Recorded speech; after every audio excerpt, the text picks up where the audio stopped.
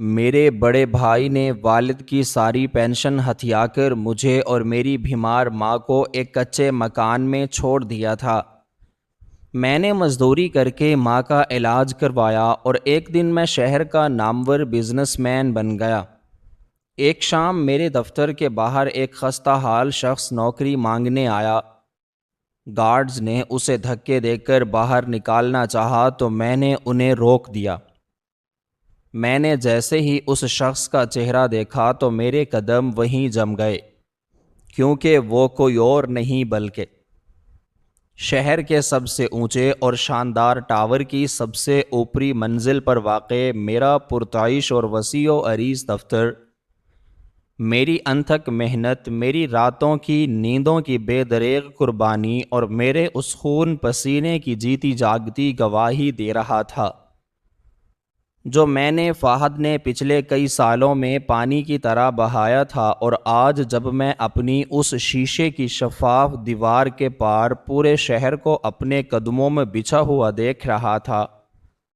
تو میرے ذہن کے پردے پر ماضی کی وہ تمام تلخ، تاریک اور خوفناک یادیں کسی ڈراؤنی فلم کی طرح چلنے لگی تھیں۔ جب میرے اپنے سگے بڑے بھائی ساجد نے انسانیت اور خون کے تمام رشتوں کو بے دردی سے پامال کرتے ہوئے ہمارے شفیق والد کی اچانک موت کے بعد ان کی ساری جمع پونجی اور ان کی ساری پینشن انتہائی دھوکے اور فریب سے ہتھیا کر مجھے اور میری انتہائی بیمار اور لاچار ماں کو بے رحمی سے گھر سے نکال کر شہر کے ایک انتہائی پسماندہ اور غریب ترین علاقے کے ایک خستہ حال اور کچے مکان میں مرنے کے لیے بالکل تنہا چھوڑ دیا تھا۔ اور وہ کچا مکان جس کی ٹوٹی ہوئی چھت سے بارش کے دنوں میں مسلسل پانی ٹپکتا رہتا تھا اور جس کی کچی اور کمزور دیواریں سردیوں کی یخ بستہ اور طویل راتوں میں ہمیں جان لیوا سردی سے بچانے میں مکمل طور پر ناکام رہتی تھیں، میرے لیے ایک ایسا دردناک جہنم بن گیا تھا جہاں میں نے اپنی بے بس ماں کو ایک ایک سانس کے لیے تڑپتے اور رات بھر کھانستے ہوئے دیکھا تھا۔ اور اس وقت میری عمر اتنی کم تھی کہ میں دنیا کے سرد و گرم سے بالکل ناواقف تھا اور میرے پاس کوئی ہنر یا کوئی تعلیمی ڈگری بھی نہ تھی جس کے بل بوتے پر میں کوئی اچھی نوکری تلاش کر سکتا۔ لیکن میں نے حالات کے سامنے ہار نہیں مانی اور میں نے دن رات انتہائی سخت اور کمر توڑ دینے والی مزدوری کر کے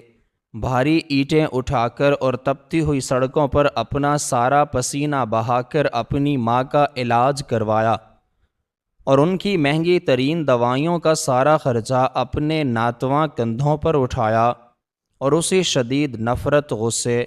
اور انتقام کی آگ نے جو میرے سگے بھائی ساجد کے اس ظالمانہ اور غیر انسانی رویے کی وجہ سے میرے سینے میں بھڑک اٹھی تھی،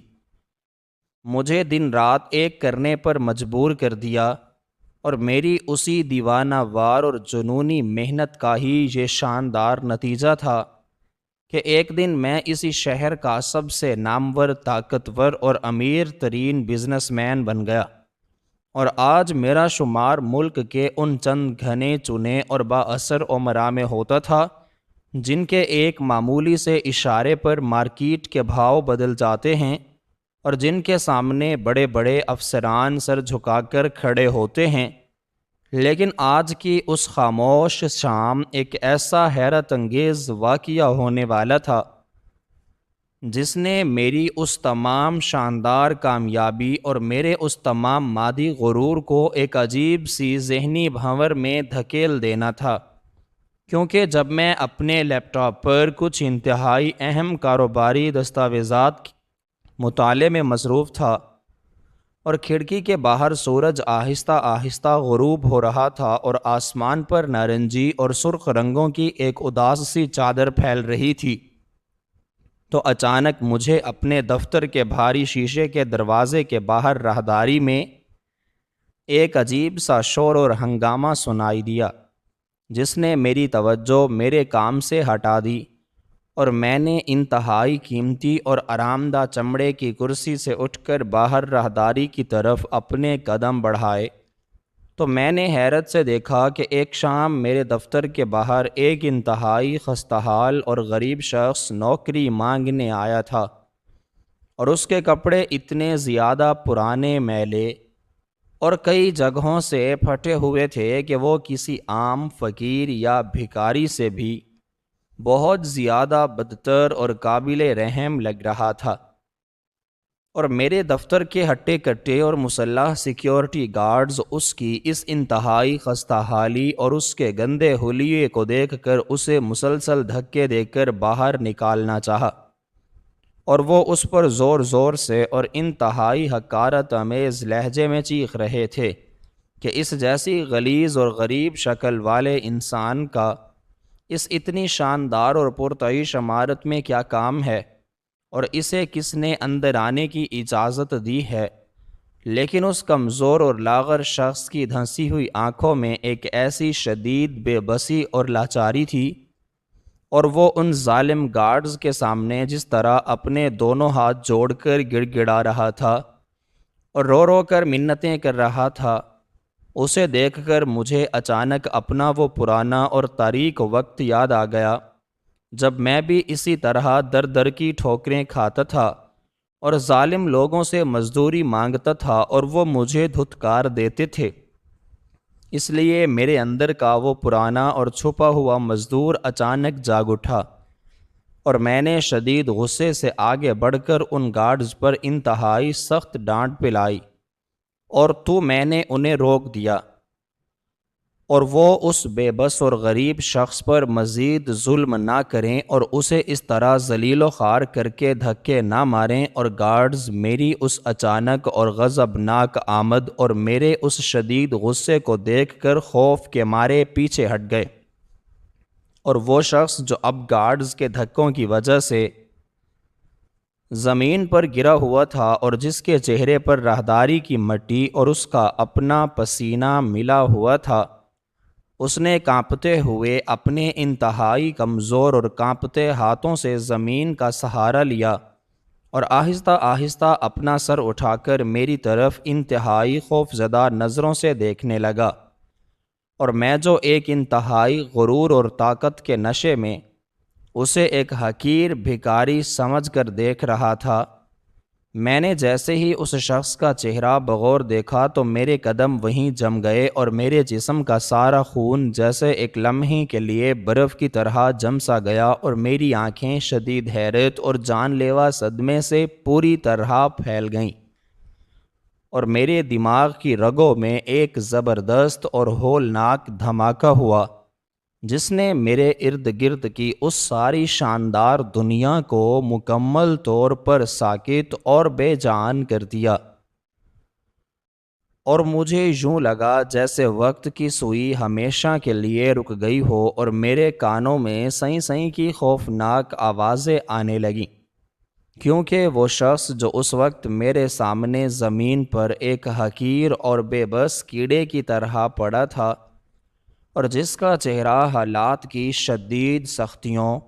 مسلسل بھوک اور نامعلوم بیماریوں کی وجہ سے مکمل طور پر مسخ ہو چکا تھا، اور جس کی آنکھوں کے گرد اتنے گہرے سیاہ حلقے پڑے ہوئے تھے کہ اس کی آنکھیں پہچانی نہیں جا رہی تھیں، اور وہ کوئی عام بھکاری یا کوئی اجنبی شخص بالکل بھی نہیں تھا، کیونکہ وہ کوئی اور نہیں بلکہ میرا اپنا سگا بڑا بھائی ساجد تھا، وہی ظالم ساجد جس نے اپنے تکبر اور پیسوں کے اندھے لالچ میں ڈوب کر ہماری پوری ہنستی کھیلتی زندگی برباد کر دی تھی، جس نے باپ کی محنت کی کمائی اور ان کی ساری پینشن ہتھیا کر ہمیں بے دردی سے سڑک پر پھینک دیا تھا، اور آج اتنے سالوں بعد قدرت کا یہ بھیانک اور عبرتناک انجام دیکھ کر میرا دل ایک عجیب سی فاتحانہ خوشی اور شدید ترین نفرت کے ملے جلے اور پاگل کر دینے والے جذبات سے بے قابو ہونے لگا کہ آج قدرت نے اسی مغرور اور ظالم بھائی کو میرے ہی دفتر کے باہر پھٹے پرانے کپڑوں میں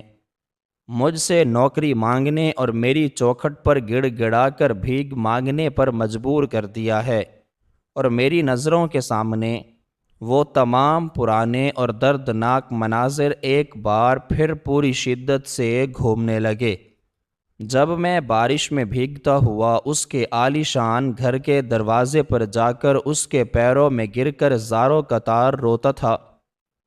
کہ میری ماں کی دوائی ختم ہو گئی ہے، خدا کے واسطے مجھے پیسے دے دو، اور وہ مجھے انتہائی بے رحمی سے لات مار کر گالیاں دیتے ہوئے اپنے گھر سے نکال دیتا تھا کہ آج وقت کا پہیہ گھوم کر اسے میری نظروں کے سامنے ذلیل و خوار کر رہا تھا، اور میں نے اپنے اندر شدت سے ابلتے ہوئے اس زبردست طوفان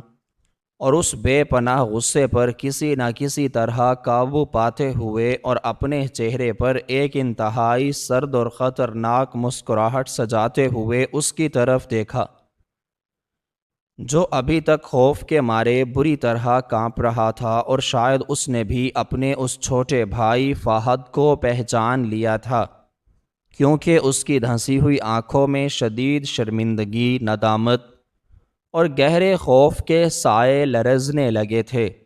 اور میں نے بغیر کوئی ہمدردی دکھائے اور اپنے دل کو مکمل طور پر پتھر کرتے ہوئے انتہائی حاکمانہ اور رعبدار انداز میں اپنے گارڈز کو ہاتھ کے اشارے سے پیچھے ہٹنے کا حکم دیا، اور پھر میں نے اس کی طرف دیکھ کر ایک حقارت آمیز اور تضحیک بھرا اشارہ کیا،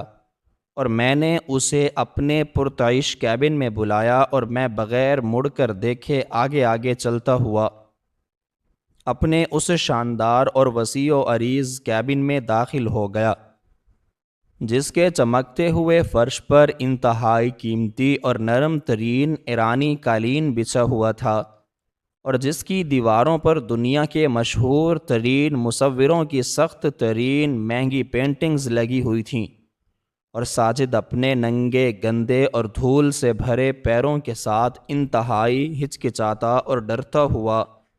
میرے پیچھے پیچھے میرے اس صاف ستھرے کیبن میں داخل ہوا، اور اس کی حالت اس قدر پتلی اور قابل رحم تھی کہ وہ اس کیبن کی بے پناہ چمک دمک اور اس کی شان و شوکت دیکھ کر مزید دب سا گیا تھا، اور وہ دروازے کے پاس ہی ایک بڑے مجرم کی طرح اپنا سر جھکا کر کھڑا ہو گیا، اور اس کے کمزور وجود سے شدید غربت، پسینے اور بے بسی کی ایک ایسی ناگوار بو آ رہی تھی جو میرے اس مہنگے ترین اور خوشبودار کیبن کے شاندار ماحول سے بالکل متضاد تھی، اور میں اپنی اس بڑی سی اور چمکدار لکڑی کی میز کے پیچھے رکھی ہوئی اس انتہائی آرام دہ اور چمڑے کی مہنگی کرسی پر انتہائی تکبر اور غرور کے ساتھ براجمان ہو گیا، اور میں نے اپنی ٹانگ پر ٹانگ رکھ کر اور اپنے دونوں ہاتھوں کو اپنے سینے پر باندھ کر اس کی اس ذلت امیز اور قابل رحم حالت کا انتہائی حقارت سے بغور جائزہ لیا، اور میرے دل میں انتقام کی وہ پرانی آگ جو پچھلے کئی سالوں سے مسلسل جل رہی تھی، اب بھڑکتے ہوئے شعلے بن کر مجھے اندر سے جلا رہی تھی، اور میں نے سوچا کہ آج میں اس سے اپنے بچپن کے چھن اور اپنی بیمار ماں کی ان تمام تکالیف کا ایک ایک کر کے پورا حساب لوں گا، اور میں نے اس گہری خاموشی کو توڑتے ہوئے انتہائی کاٹتار اور زہریلے لہجے میں اس پر طنز کیا اور کہا، باپ کی ساری پینشن جوئے اور شراب میں اڑا دی، جو آج اتنے سالوں بعد میری چوکھٹ پر کتے کی طرح بھیک مانگنے آ گئے ہو، اور میرے ان سخت الفاظ میں اتنی زیادہ نفرت اور اتنی تلخی بھری ہوئی تھی جو کسی بھی غیرت مند انسان کے دل کو چیر دینے کے لیے کافی تھی، اور مجھے پوری امید تھی کہ میرا یہ زہریلا اور چبھتا ہوا طنز سن کر وہ دھاڑیں مار کر رونے لگے گا، اور مجھ سے اپنے تمام پرانے اور بھیانک گناہوں کی رو رو کر معافی مانگ کر میرے قدموں میں گر جائے گا، اور چند پیسوں کے لیے گڑ گڑائے گا، کیونکہ اس کی ابتر حالت چیخ چیخ کر بتا رہی تھی کہ اس نے کئی دنوں سے پیٹ بھر کر کھانا بھی نہیں کھایا ہے۔ لیکن میرے اس انتہائی سخت اور چبھتے ہوئے سوال کے بعد میرے اس بڑے سے کیبن میں ایک ایسی پر اسرار اور ہولناک خاموشی چھا گئی جو میری تمام تر توقعات کے بالکل برعکس تھی، اور ساجد کے چہرے پر میرے اس زہریلے طنز کا کوئی بھی ایسا اثر نہیں ہوا جس کی میں امید کر رہا تھا، اور اس کی آنکھوں میں نہ تو کوئی غصہ آیا اور نہ ہی اس نے کوئی معافی مانگی، اور نہ ہی وہ میرے قدموں میں گرا اور نہ ہی وہ رویا، بلکہ اس نے انتہائی پرسکون لیکن ایک شدید دکھ اور درد سے بھری ہوئی نظروں سے میری طرف دیکھا، اور اس کی وہ خاموشی نظر اتنی گہری اور اتنی پر اسرار تھی کہ ایک لمحے کے لیے میرا اپنا غرور اور میرا سارا تکبر اس کی اس نظر کے سامنے ڈگمگا سا گیا، اور اس نے میرے کسی بھی سوال کا کوئی جواب نہ دیا، بس خاموشی سے اپنے ان پھٹے ہوئے اور میلے کپڑوں کے اندر اپنا کمزور ہاتھ ڈالا، اور اس کے کانپتے ہوئے ہاتھ کسی چیز کو تلاش کرنے لگے، اور میں انتہائی تجسس اور حیرت سے اس کی اس پر اسرار حرکت کو دیکھ رہا تھا کہ آخر وہ اپنے ان چیتھڑوں میں سے کیا نکالنے والا ہے، اور کیا وہ مجھے کوئی پرانا خط یا کوئی جھوٹا معافی نامہ دکھانے والا ہے۔ لیکن پھر اس نے اپنے ان پھٹے ہوئے کپڑوں کے اندر سے ایک انتہائی خستہ حال اور بوسیدہ سی چیز نکالی، اور آہستہ آہستہ اپنے کانپتے ہوئے قدموں سے چلتا ہوا میری اس انتہائی قیمتی اور چمکتی ہوئی میز کے بالکل قریب آیا، اور اس نے انتہائی خاموشی اور ایک عجیب سے وقار کے ساتھ اپنے کانپتے ہوئے ہاتھوں سے ہسپتال کی ایک پرانی فائل میری میز پر رکھ دی، اور اس بوسیدہ فائل کے میز پر رکھتے ہی اس کے کاغذات کی ہلکی سی کڑکڑاہٹ میرے اس پرتعیش اور سنسان کیبن کی گہری خاموشی میں کسی دھماکے کی طرح گونج اٹھی، اور میں نے اپنی اس انتہائی قیمتی اور آرام دہ چمڑے کی میز پر بیٹھے بیٹھے حقارت اور نفرت سے بھری ہوئی نظروں سے اس میز پر پڑی ہوئی اس میلی کچیلی فائل کو دیکھا جو میری اتنی مہنگی اور صاف ستھری میز پر ایک بدنما داغ کی طرح رکھی ہوئی تھی، اور میرے دل میں یہ خیال آیا کہ اب یہ شخص اپنے ماضی کے گناہوں پر پردہ ڈالنے کے لیے اور مجھ سے کوئی مالی امداد یا بھیک حاصل کرنے کے لیے اس طرح کی جعلی اور فرضی کہانیاں گھڑ رہا ہے، کیونکہ میں اچھی طرح جانتا تھا کہ یہ وہی انسان ہے جس نے آج سے کئی سال پہلے ہمارے شفیق والد کی وفات کے بعد ان کی زندگی بھر کی جمع پونجی اور ان کی ساری پینشن کے پیسے دھوکے سے اکیلے ہتھیا لیے تھے، اور مجھے اور میری انتہائی بیمار اور لاچار ماں کو اس کچی اور ٹوٹی ہوئی چھت والے مکان میں بے یار و مددگار مرنے کے لیے چھوڑ دیا تھا، جہاں ہم نے ایک ایک روپے کے لیے ترسنا دیکھا تھا اور اپنی ماں کو تڑپتے ہوئے دیکھا تھا۔ اس لیے جب اس ساجد نے وہ فائل میری میز پر رکھی تو میں نے طنز اور غصے سے اپنی مسکراہٹ کو دباتے ہوئے اس کی طرف دیکھا، اور انتہائی سخت اور کرخت آواز میں اس سے کہا کہ تم یہ کون سا نیا ناٹک لے کر یہاں آ گئے ہو، اور تمہیں کیا لگتا ہے کہ تم اس طرح کی گھسی پھٹی فائلیں دکھا کر مجھ سے ہمدردی کو حاصل کر لو گے، اور میں تمہاری ان چالوں میں آ کر تمہیں نوکری یا پیسے دے دوں گا؟ تو یہ تمہاری بہت بڑی بھول ہے، کیونکہ میں آج وہ فہد نہیں ہوں جو تمہارے گھر کے باہر کھڑا ہو کر روتا تھا، بلکہ آج میں اس شہر کا سب سے طاقتور انسان ہوں، اور میں تمہارے اس دھوکے باز شکل کو اچھی طرح پہچانتا ہوں، اور میرے ان تلخ اور غصے سے بھرے ہوئے الفاظ کو سن کر بھی اس ساجد کے چہرے پر کوئی پشیمانی یا گھبراہٹ کا تاثر ابھرنے کی بجائے ایک عجیب سی گہری اداسی اور تکلیف کے بادل چھا گئے، اور اس کی دھنسی ہوئی اور بے نور آنکھوں میں آنسوؤں کی ایک ہلکی سی چمک تیرنے لگی، اور اس نے بہت ہی دھیمی اور کانپتی ہوئی آواز میں مجھ سے کہا کہ فہد، تم مجھے جتنا چاہو برا بھلا کہو، مجھ پر جتنا مرضی غصہ کرو، اور مجھے اس عالی شان دفتر سے دھکے دے کر باہر نکلوا دو، مجھے اس کا ذرا برابر بھی دکھ نہیں ہوگا، کیونکہ میں اپنی زندگی کے اس موڑ پر آ چکا ہوں جہاں اب میرے پاس کھونے کے لیے کچھ بھی نہیں بچا ہے، سوائے اس ندامت کے جو میرے سینے کو اندر ہی اندر دیمک کی طرح چاٹ رہی ہے۔ لیکن تم خدارا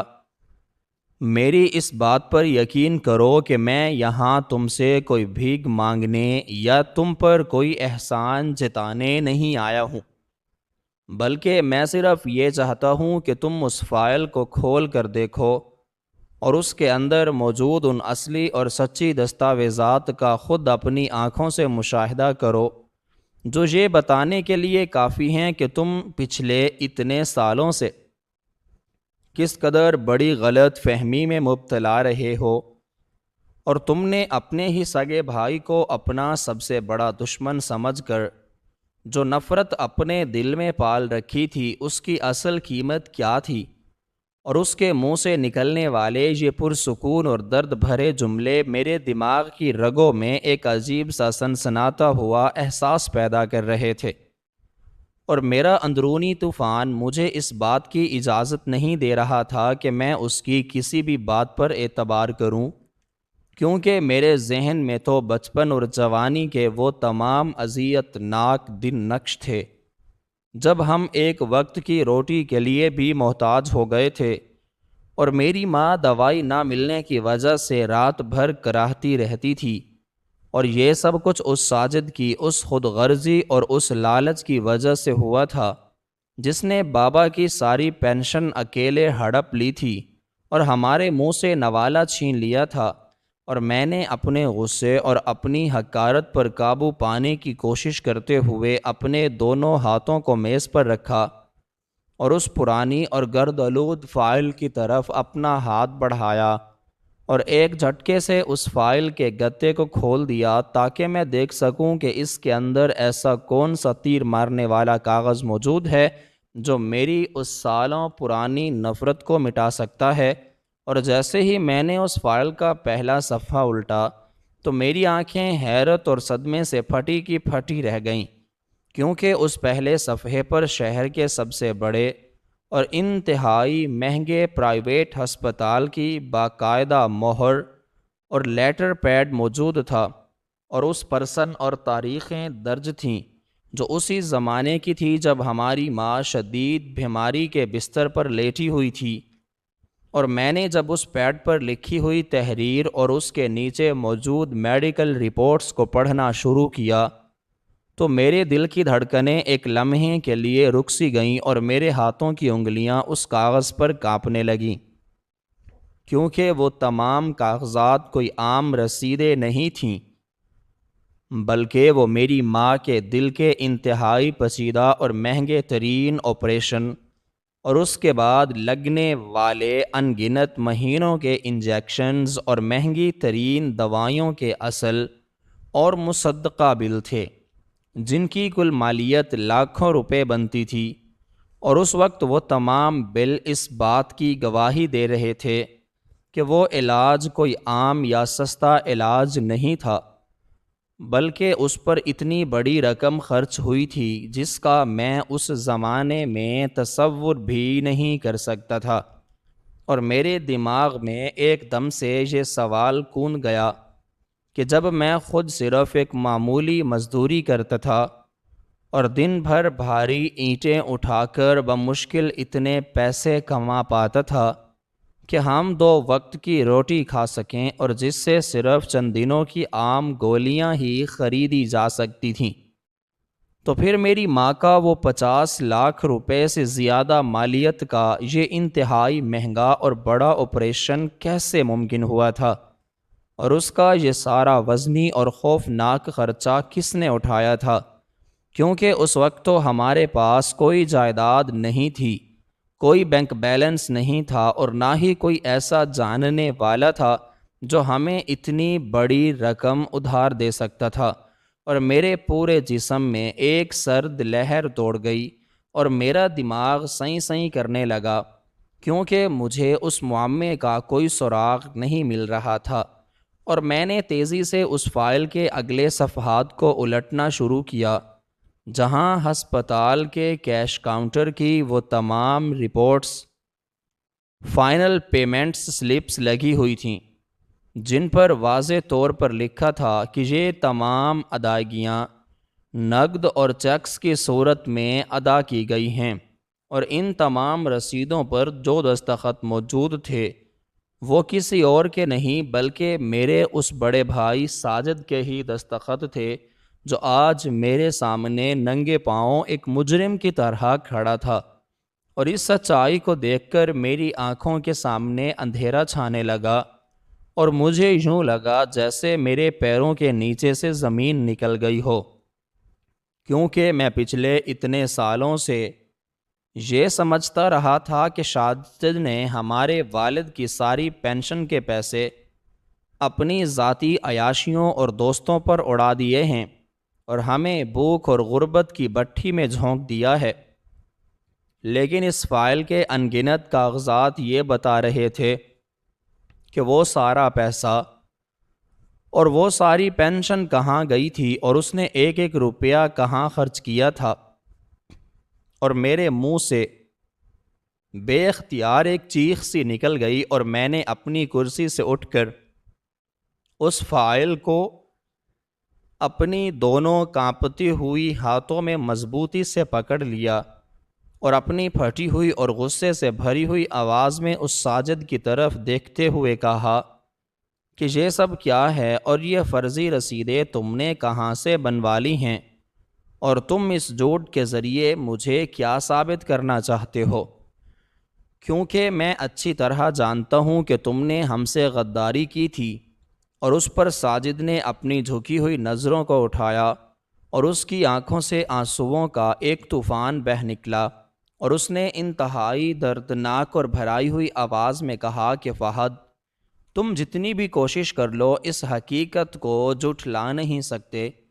کہ جب ماں کو ڈاکٹرز نے بتایا تھا کہ ان کا دل اب مزید اس دنیا میں زیادہ دن نہیں دھڑک سکتا، اور ان کا فوری طور پر وہ مہنگا ترین آپریشن کروانا ناگزیر ہے، ورنہ وہ کسی بھی وقت ہمیں چھوڑ کر چلی جائیں گی، تو میں نے شہر کے ہر دروازے پر دستک دی تھی، لیکن کسی نے مجھے ایک روپیہ بھی ادھار نہیں دیا تھا، اور تب میرے پاس اس کے علاوہ اور کوئی چارہ نہیں بچا تھا کہ میں والد صاحب کی وہ آخری پینشن جو ہمارے گھر کی واحد جمع پونجی تھی اسے بینک سے نکلوا لوں، اور اس سارے پیسے کو اس ہسپتال کے کاؤنٹر پر لا کر جمع کروا دوں، تاکہ ماں کی سانسیں کچھ اور دن چل سکیں۔ اور میں نے اس وقت تمہیں جان بوجھ کر اس گھر سے اس لیے نکالا تھا تاکہ تم میری اس بے رحمی سے نفرت کرو، اور اس نفرت کو اپنی طاقت بنا کر دن رات محنت کرو، کیونکہ اگر تم میرے ساتھ اس کچے مکان میں رہتے تو تم بھی مایوسی کی اس دلدل میں ڈوب جاتے جہاں سے نکلنا ناممکن ہوتا، اور تم اپنی زندگی میں کبھی اتنے بڑے بزنس مین نہیں بن سکتے تھے۔ اور اس کی یہ بات تو میرے دل کے آر پار ہو گئی، اور میرے اندر کا سارا غرور اور سارا غصہ ایک لمحے میں تحلیل ہو گیا، کیونکہ میں یہ بخوبی سمجھ چکا تھا کہ میری 300 روپے کی دہاڑی سے کبھی بھی 50 لاکھ کا آپریشن نہیں ہو سکتا تھا۔ اور اس اٹل حقیقت کے میرے قلب و ذہن پر پوری قوت سے اترتے ہی میرے وجود کا ایک ذرہ گویا کہ کسی آتش فشاں کے دہانے پر آ گیا، اور میری آنکھوں سے اشکوں کا ایک ایسا طوفان بہہ نکلا جس کے سامنے میری تمام تر ضبط اور غرور کے بند ایک ہی لمحے میں ٹوٹ کر ریزہ ریزہ ہو گئے، کیونکہ میری زندگی کا وہ سارا تکبر، وہ تمام مصنوعی غرور اور وہ سالوں پرانی گھٹن جو میں نے ایک پہاڑ کی طرح اپنے سینے پر اٹھا رکھی تھی، اب اس چمکدار ایرانی قالین پر خاک میں مل چکی تھی، اور میری ان کانپتی ہوئی اور ناتواں ٹانگوں میں اب مزید کھڑے رہنے کی سکت باقی نہ رہی تھی۔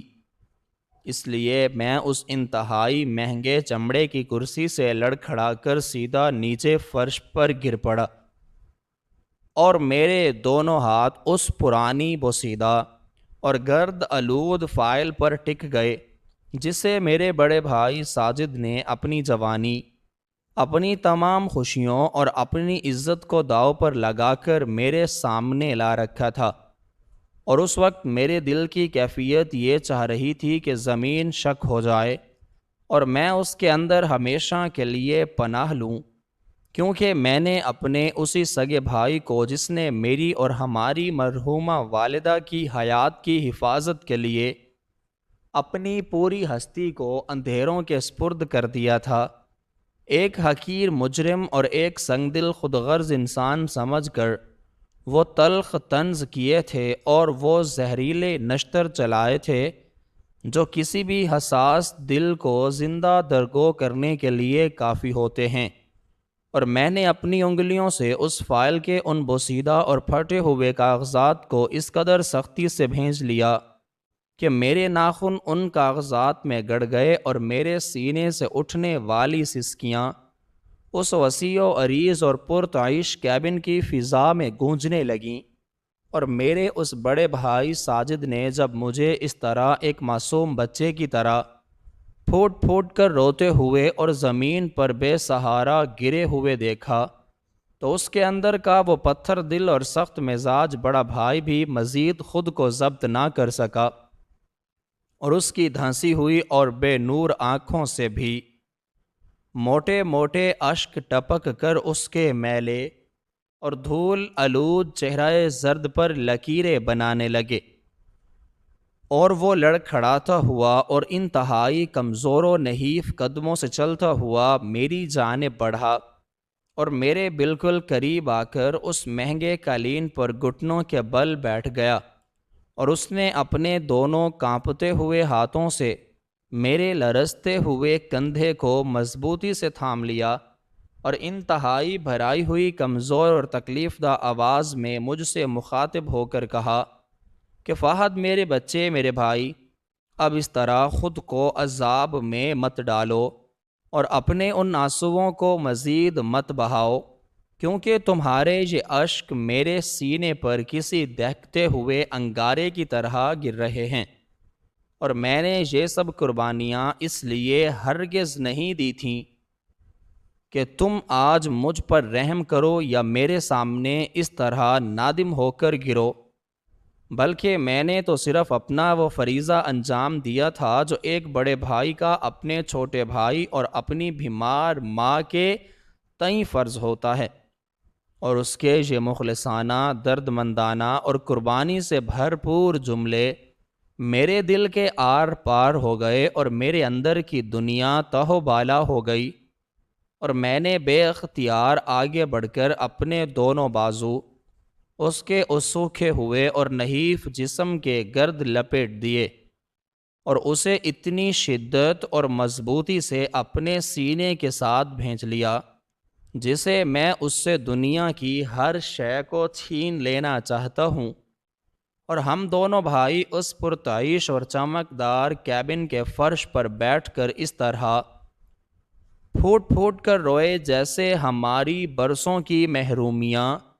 تلخیاں اور غلط فہمیاں ایک ہی لمحے میں اشکوں کی صورت میں بہہ کر صاف ہو رہی ہوں، اور میرے ذہن کے نہا خانوں میں وہ تمام گزرے ہوئے ایام ایک ایک کر کے فلم کے مناظر کی طرح گھومنے لگے، جب میں نے ساجد کو سنگ دل اور ظالم سمجھ کر اس سے تمام خونی رشتے توڑ لیے تھے، اور اپنے دل میں یہ پکی قسم کھائی تھی کہ میں کبھی مرتے دم تک اس کا چہرہ نہیں دیکھوں گا، اور جب میں نے دن اور رات ایک کر کے اپنی جان توڑ محنت سے اس کاروباری سلطنت کی بنیاد رکھی تھی، اور میرے پاس بے پناہ دولت، شہرت اور اقتدار آ گیا تھا،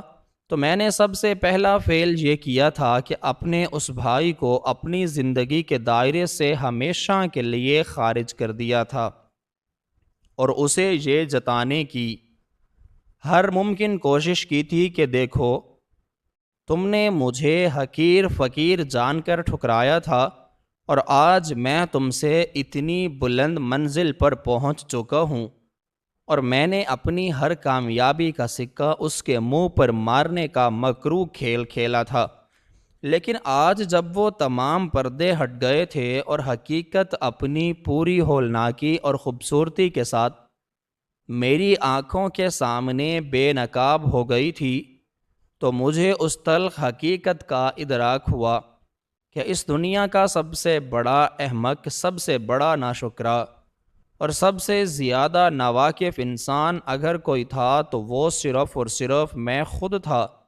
جس نے اپنے ہی خون کو پہچانے بغیر اس پر بے گناہی کے باوجود ظلم کا الزام لگایا تھا۔ اور ساجد نے میرے سر پر اپنا ہاتھ شفقت سے پھیرتے ہوئے انتہائی دھیمے اور مخلصانہ لہجے میں مجھے وہ تمام داستان سنانی شروع کی جو اس نے پچھلے 15 طویل سالوں سے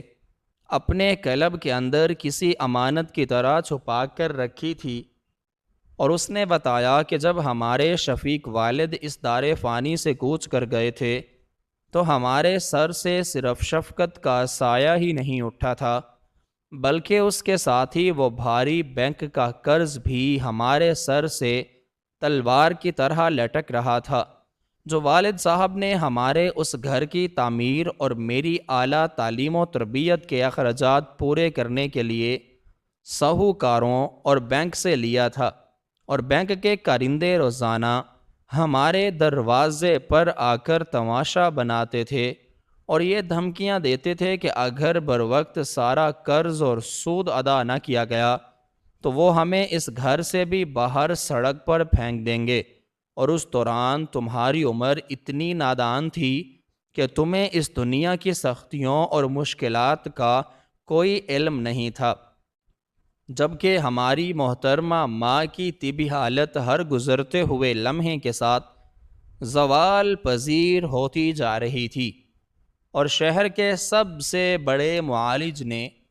صاف الفاظ میں یہ فیصلہ سنا دیا تھا کہ اگر فوری طور پر ان کے قلب کا وہ پیچیدہ آپریشن نہ کروایا گیا تو وہ 1 ہفتے سے زیادہ اس دنیا فانی میں سانس نہیں لے سکے گی، اور اس کٹھن ہولناک اور جان لیوا گھڑی میں میرے پاس اس کے علاوہ کوئی بھی دوسرا راستہ باقی نہیں بچا تھا سوائے اس کے کہ میں اپنی جوانی، اپنے خوابوں، اپنی ذاتی راحتوں اور اپنی تمام تر آرزوؤں کو اس اندھیرے کنویں میں جھونک دوں۔ اور میں نے بینک جا کر والد محترم کی وہ آخری پینشن اور بقیہ تمام کاغذات پر اپنے دستخط ثبت کر کے وہ تمام نقدی نکالی اور سیدھا ہسپتال کے کیش کاؤنٹر پر جمع کروا دی، تاکہ ماں کا وہ ناممکن الحصول آپریشن فوری طور پر شروع ہو سکے۔ اور جب وہ طویل آپریشن کامیاب ہو گیا اور معالج نے ہمیں نوید سنا دی کہ اب ہماری ماں خطرے سے باہر ہیں، تو میرے دل کو ایک عارضی اطمینان تو حاصل ہو گیا تھا، لیکن اس کے بعد کی زندگی میرے لیے اور بھی زیادہ بھیانک عذاب بن گئی تھی، کیونکہ میرے پاس نہ تو گھر کا چولہا جلانے کے لیے کوئی زر تھا اور نہ ہی تمہاری پڑھائی جاری رکھنے کے لیے ایک دھیلا بچا تھا، اور قرض دار روزانہ ہمارے دروازے پر آ کر گالیاں دیتے تھے، اور میری اس مصیبت سے نکلنے کا واحد حل یہی تھا کہ میں خود کو تمہاری نظروں میں ایک انتہائی ظالم، بے رحم اور سنگ دل انسان کے روپ میں پیش کر دوں، تاکہ تم مجھ سے اس قدر شدید نفرت کرنے لگو کہ اس نفرت کی تپش کو اپنے اندر ایندھن بنا کر تم دن اور رات ایک کر دو اور خود کو اس لائق بنا لو کہ اس معاشرے میں اپنے پیروں پر مضبوطی سے کھڑے ہو سکو۔ کیونکہ اگر میں تمہیں اپنے ساتھ رکھتا اور تمہیں یہ حقیقت بتا دیتا کہ میں نے تمہاری خاطر یہ قربانیاں دی ہیں، تو تم کبھی بھی اپنی پڑھائی اور محنت پر اس طرح توجہ مرکوز نہیں کر سکتے تھے جیسے تم نے کی، اور تم ہمیشہ مجھ پر انحصار کرتے ہوئے کمزور ہی رہتے، اور ہم دونوں بھائی اس غربت اور ذلت کے دلدل میں سسک سسک کر دم توڑ دیتے، اور ساجد کے منہ سے نکلنے والے یہ الفاظ سن کر میرے جسم کا ایک پٹھا لرز اٹھا، اور مجھے مکمل طور پر یہ احساس ہوا کہ قربانی اصل میں کس عظیم شے کا نام ہے، کیونکہ جس بھائی کو میں نے اپنی عمر کا سب سے بڑا دشمن اور ظالم تصور کیا تھا، وہ دراصل میرا سب سے پہلا محافظ، میرا سب سے بڑا محسن اور میری بقا کا واحد ذریعہ تھا، جس نے اپنی پوری حیات کے چراغ کو اندھیروں میں ڈبو دیا تاکہ میری زندگی کا دیا ہمیشہ تابناک رہے، اور جس نے خود اس معاشرے کی ہر طعنہ زنی، ہر ذلت اور ہر گالی کو خاموشی سے اپنے سینے پر سہا تاکہ میرا سر ہمیشہ فخر کے ساتھ بلند رہے، اور میں نے اس کے ان بوسیدہ پھٹے پرانے اور دھول آلود کپڑوں کو اپنے دونوں ہاتھوں سے پکڑ کر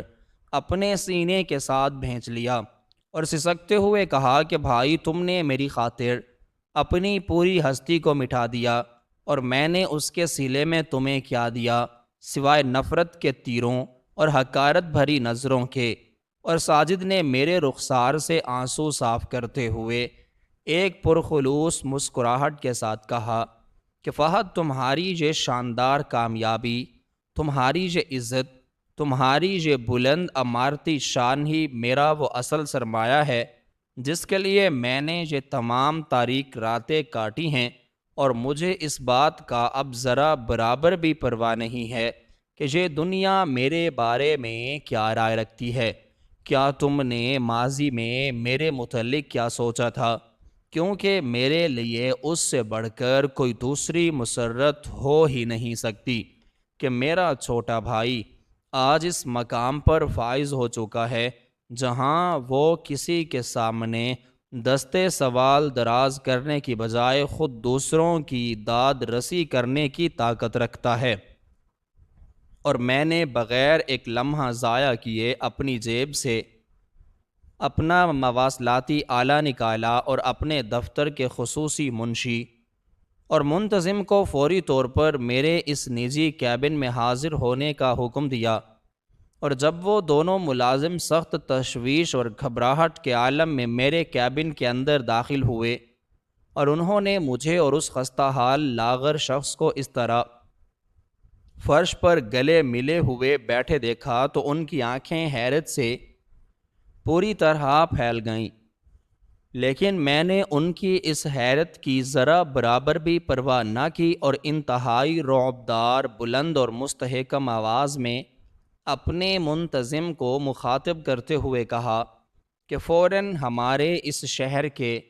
سب سے اعلیٰ ترین، مہنگے اور نامور شفا خانے سے رابطہ قائم کرو، اور میرے بڑے بھائی ساجد کے مکمل ترین طبی معائنے، ان کے آرام اور ان کی مکمل بحالی کے لیے تمام تر شاہانہ انتظامات فوراً مکمل کیے جائیں، اور انہیں ہمارے اس دفتر کے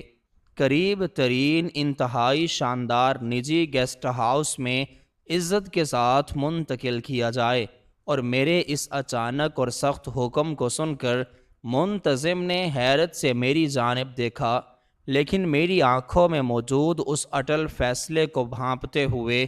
اس نے فوراً اپنا سر جھکا کر میرے حکم کی تعمیل کی، اور پل بھر میں باہر سے ایک انتہائی عالیشان گاڑی آ گئی، اور میں نے خود اپنے بازوؤں کا سہارا دے کر اپنے بڑے بھائی ساجد کو اٹھایا اور اسے عزت کے ساتھ اس گاڑی کی پچھلی نشست پر بٹھایا، اور خود اس کے ہمراہ شفا خانے کی طرف روانہ ہو گیا، جہاں ماہر ترین معالجین نے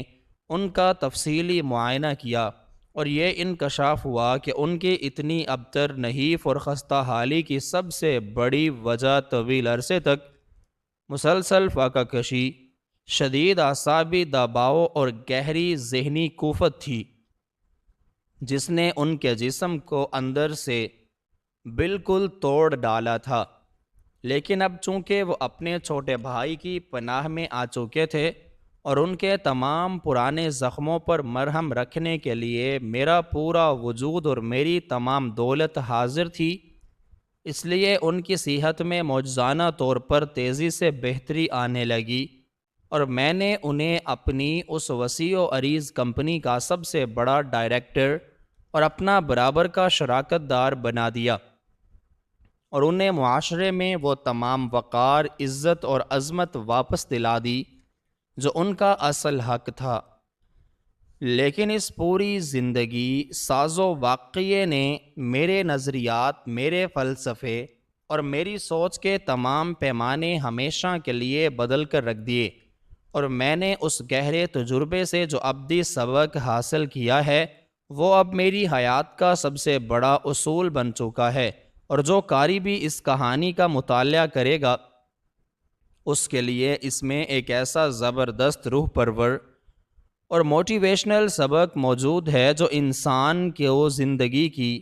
ہر کٹھن گھڑی اور امتحان میں سچائی کی راہ پر گامزن رکھتا ہے کہ ہمیں کبھی بھی کسی بھی انسان کے ظاہری خد و خال،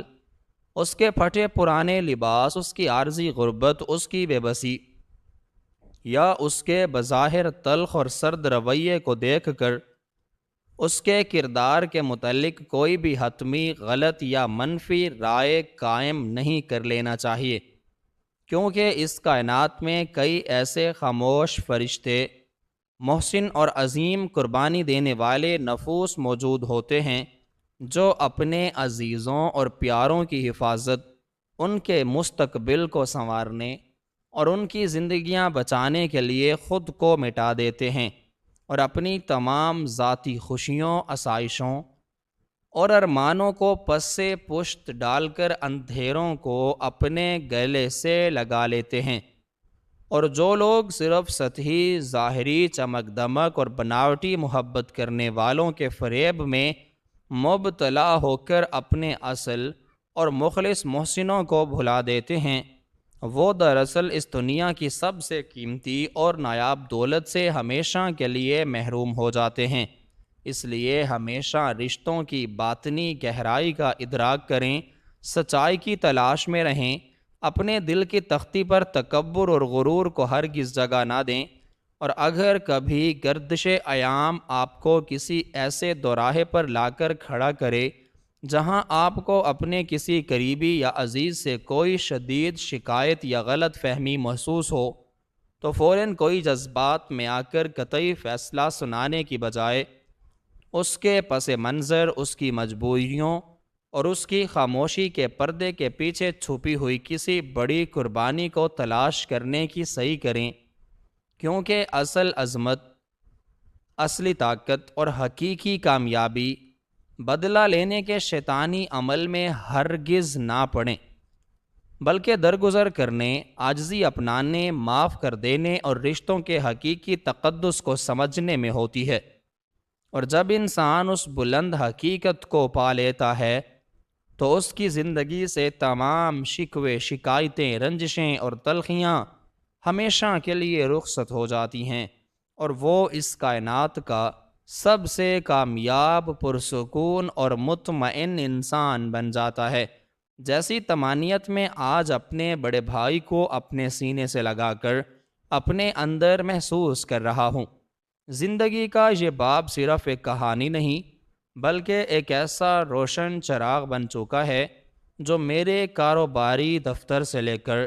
میرے گھر کے ہر کونے کو منور کر رہا ہے۔ اب میری حیات کا مقصد